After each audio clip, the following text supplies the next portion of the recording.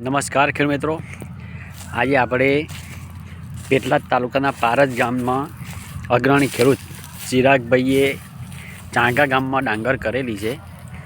આપણી પાયોનિયરની 2867 જેનું રિઝલ્ટ આપ ખેડૂત મિત્રો અહીંયા લાઈવ જોઈ શકો છો, જેની પોટ પણ વધારે છે અન્ય ડાંગર કરતાં, કંટી પણ વધારે મજબૂત, દાણાની સંખ્યા વધારે, ફૂટ પણ ખૂબ સારી છે.